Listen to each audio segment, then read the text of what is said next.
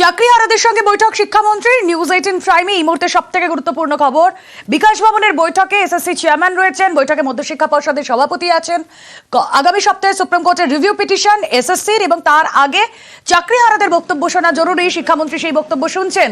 রিভিউয়ের আগে চাকরিহারাদের বক্তব্যেই নজর রাখছে রাজ্য। চাকরিহারাদের দাবি শুনবেন শিক্ষামন্ত্রী। ইতিমধ্যেই বৈঠক শুরু হয়ে গিয়েছে। বৈঠকে চাকরিহারাদের 13 প্রতিনিধি। শিক্ষামন্ত্রীর সঙ্গে বৈঠকে শিক্ষক শিক্ষাকর্মী। রাজ্য সরকার কি কি পদক্ষেপ করবে তা নিয়ে আলোচনা। বেতন সহ নিজেদের পদে ফেরাতে হবে, এটা তাদের দাবি। দাবির মধ্যে রয়েছে 22 লক্ষ ওএমআর শিটের মিরর ইমেজ, তা প্রকাশ করতে হবে। এই দাবি নিয়ে তারা আজকের এই বৈঠকে পৌঁছেছেন। সেই ছবি আপনাদেরকে দেখাচ্ছি। বিকাশ ভবনের 6 তলায় কনফারেন্স রুমে বৈঠক চলছে। শিক্ষামন্ত্রী ব্রাত্য বসুর উপস্থিতিতে শিক্ষক এবং শিক্ষাকর্মীদের এই বৈঠক। ভেতরে কি চলছে তার আপডেট নেব। আমাদের প্রতিনিধি সোমরাজ রয়েছেন সঙ্গে। সোমরাজ,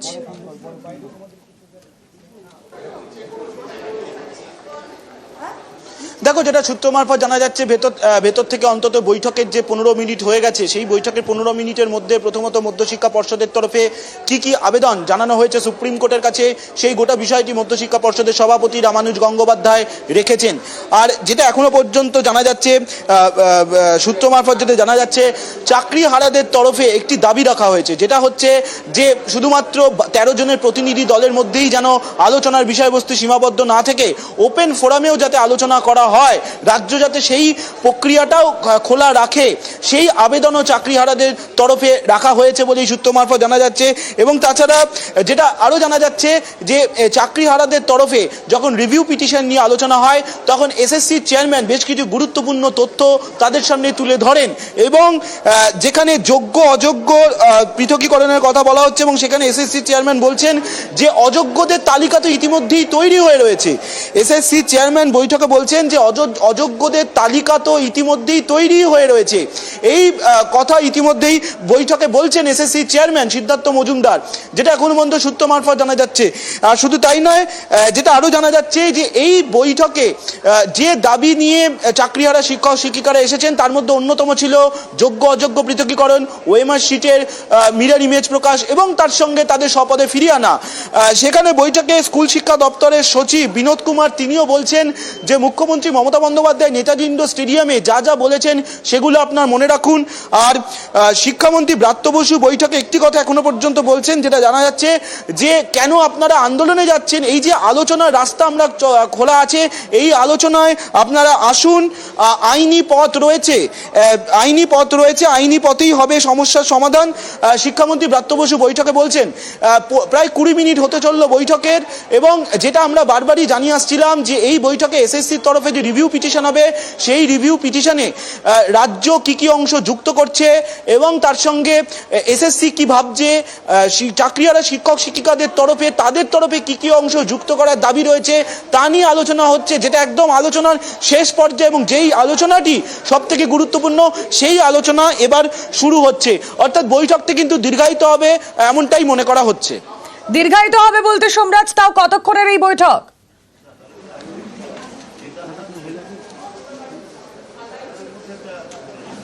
দেখো, মনে করা হচ্ছে 1 থেকে 1.5 ঘন্টা বৈঠক চলবে। তার কারণ বৈঠকের যে এজেন্ডা নিয়ে চাকরিহারা শিক্ষক শিক্ষিকারাও এসেছেন, যে দাবি নিয়ে তারা এসেছেন, এবং এই যে এসএসসির তরফে যে রিভিউ পিটিশনকে অত্যন্ত গুরুত্বপূর্ণ হিসেবেই দেখছে, রাজ্যও দেখছে, গুরুত্বপূর্ণ হিসেবে দেখছেন চাকরিহারা শিক্ষক শিক্ষিকারাও। কারণ এই রিভিউ পিটিশনের ওপরেও এই যে প্রায় 26,000 শিক্ষাকর্মীদের চাকরি বাতিল হয়েছে, তার ভবিষ্যৎ নির্ভর করতে পারে বলে মনে করছেন এই চাকরিহারা শিক্ষক শিক্ষিকারা। সেই জন্য এই রিভিউ পিটিশন নিয়ে যাতে কোনো রকম আপোষ না হয়, কোনো রকম প্রশ্ন না ওঠে, চাকরিহারা শিক্ষক শিক্ষিকারা যেটা দাবি রাখছেন সেই অংশগুলি যাতে রিভিউ পিটিশনের মাধ্যমে সুপ্রিম কোর্টে তুলে ধরে রাজ্য, এবং এসএসসিও তুলে ধরে, এবং শুধু তাই না, রাজ্যও যে আলাদা করে রিভিউ পিটিশন করবে সেখানেও যাতে তুলে ধরা হয়, এবং সেটা যাতে আজকের বৈঠকই তার জন্য একটা গুরুত্বপূর্ণ জায়গা। এবং সেই বৈঠকেই চাকরিহারা শিক্ষক শিক্ষিকারা চাইছেন যে তাদের যে দাবি দাওয়াগুলি যেগুলি রয়েছে সেগুলি যেন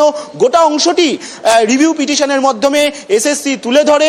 আর যেহেতু তারা গত সোমবার মুখ্যমন্ত্রী মমতা বন্দ্যোপাধ্যায়ের উপস্থিতিতে নেতাজি ইন্ডোর স্টেডিয়ামে যে বৈঠক হয়, তারপর তারা শিক্ষামন্ত্রীর কাছে দাবি রেখেছিলেন যে তারা চাইছেন আরও আলোচনা, আর সেই আবেদনেই সাড়া দিয়ে আজকের এই বৈঠক ডাকা হয়েছে। 13 জনের প্রতিনিধি দল রয়েছেন বৈঠকে। অবশ্যই বৈঠক শেষে শিক্ষামন্ত্রী ব্রাত্য বসু তিনিও প্রতিক্রিয়া দেবেন, এবং সেক্ষেত্রে অবশ্যই যে নজর সবারই রয়েছে যে আজকের বৈঠক থেকে কোনো সমাধান সূত্র বেরোবে। যেটা তোমাকে জানিয়ে রাখি, সমাধান সূত্রের খোঁজে নয়, আজকের বৈঠক হচ্ছে এই এসএসসি রিভিউ পিটিশনে যাতে কোনো রকম সমন্বয়ের অভাব তৈরি না হয়, সেই কারণেই সব পক্ষের মতামত নিয়েই এসএসসি রিভিউ পিটিশনে যাবে। তার আগে এই বৈঠক থেকে সব পক্ষের মতামত এক জায়গায় করা হচ্ছে।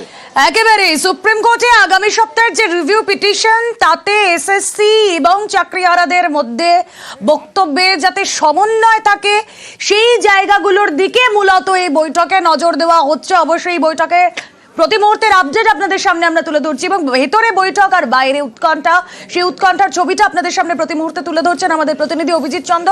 আরও একবার চলে যায় 13 জনের প্রতিনিধি দল যারা গিয়েছেন, তাদের পাশাপাশি যারা বাইরে অপেক্ষা করছেন, কি বলছেন তারা।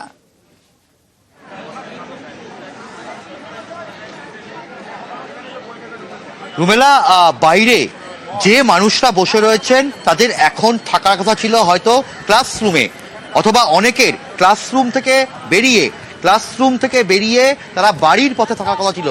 তারা কেউ ভাবেননি যে আজকে এই সল্টলেক বিকাশ ভবনের সামনে এইভাবে রাস্তায় তারা বসে থাকবেন, এবং সেই পরিস্থিতি আমরা দেখতে পাচ্ছি যে এইভাবেই রাস্তায় বসে আছেন আমার আপনার সন্তানের ভবিষ্যৎ নির্মাতারা।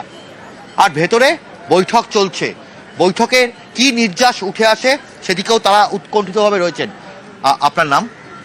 আমার নাম সন্দীপ মণ্ডল। সুদীপবাবু, কোথায় পড়ালাম?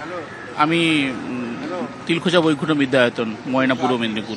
তো কি বলবেন, আজকে এইভাবে রাস্তায় বসে আছেন, এখন কতটা বৈঠক নিয়ে কতটা আশাবাদী? আজকে আমরা সবাই দিশাহারা, আমরা আশাবাদী শিক্ষামন্ত্রী, মাননীয় মুখ্যমন্ত্রী আমাদের পাশে থাকবেন, এটাই আমরা আশা করি। এবং রুমেলা, একের পর এক মানুষ ঠিক এইভাবেই বসে আছেন, চোখ মুখ বলে দেয় যে কতটা কি ভয়ানক পরিস্থিতির মধ্যে দিয়ে তারা দিন গুজরান করছেন। আপনার নাম? আমার নাম বিশ্বজিৎ বাইরি। কোথায় পড়াতেন? আমি মালদা জেলার মানিকচক ব্লকের আন্ডারে আমতলা নন্দীরা হাই স্কুলে চাকরি করতাম। আজকে তো ভেতরে বৈঠক চলছে, শিক্ষামন্ত্রী থেকে শুরু করে স্কুল শিক্ষা দপ্তরের সচিব রয়েছেন এসএসসি চেয়ারম্যান, রিভিউ পিটিশন নিয়ে আলোচনা চলছে যাতে কোনো রকম সমস্যা নয়। কতটা আশাবাদী আজকের এই বৈঠক নিয়ে? আমরা তো সবসময় আশাবাদী আছি, কিন্তু এখন দেখা যাক কি হয়। আমরা তো আমাদের সর্বোচ্চ দিয়ে চেষ্টা করব যাতে করে আমাদের পুরনো যে চাকরিটা হারিয়েছি, বিনা কারণে আমরা চাকরি হারিয়েছি, কোনো রকম দুর্নীতির সঙ্গে আপোষ না করে আমরা যোগ্যতার সঙ্গে চাকরি পেয়েছি, তা সত্ত্বেও শুধুমাত্র একটা প্যানেল দুর্নীতিগ্রস্ত হয়েছে বলে আমরা তো সেটা জানতেই পারিনি। আমাদের একটা পরিস্থিতি শিখায়, আমাদেরকে মোট কথা সেই অভিমন্যু চক্রগুলোর মধ্যে ফাঁসিয়ে দেওয়া হয়েছে আর কি। এখান থেকে বেরোনোর পরিত্রাণ কীভাবে পাবো সেটা চেষ্টা করছি, কিন্তু কতদূর কি হবে এখনো পর্যন্ত সেইভাবে ঠিক আমরা হতাশাগ্রস্ত এবং প্রচণ্ড একবারে দিশাহারা হয়ে বসে রয়েছি। যদি কিছুটা আমরা পজিটিভ পাই সেটা নিয়ে আমরা বাড়ি ফিরে যাবো আর কি, দেখা যাক। আজকে কি নিয়ে বাড়ি ফিরবেন মনে হচ্ছে? দেখি একটা আশা নিয়ে ফিরবো, কিছু একটা পজিটিভ খবর পাবো, যাতে ভবিষ্যতে আবার নতুন করে যাতে চাকরিতে জয়েন করতে পারি, সেরকম একটা আশা নিয়ে বাড়িতে ফিরবো। কোন স্কুলে পড়ান আপনার নাম? আমি খানাকুলের একটা প্রত্যন্ত গ্রামে পাতুল গণেশ বাজার হাই স্কুলে পড়াই। আমার নাম হচ্ছে সুনীল প্রামাণিক, আর আমার সাবজেক্ট হচ্ছে লাইফ সায়েন্স। পাতুল গণেশ বাজার হাই স্কুলের মাস্টারমশাই। রুমেলা, এই মুখগুলো বলে দেয়, এই প্রত্যেককে বলে দেয় যে যারা আমার আপনার সন্তানের ভবিষ্যৎ নির্মাতারা, সেই ভবিষ্যৎ নির্মাতারা তাদের আজকে ভবিষ্যৎ ঠিক এইভাবে রাস্তার মধ্যে বসে আছেন, এবং তারা প্রত্যেকেই বলছেন তারা দিশেহারা, তারা জানেন না কি করবেন, অভিমন্যু চক্রের মধ্যে তারা পড়ে গেছেন। তাদের বক্তব্য তুলে ধরছি আমরা চাকরিহারাদের সঙ্গে। অন্যদিকে শিক্ষামন্ত্রীর বৈঠক চলছে।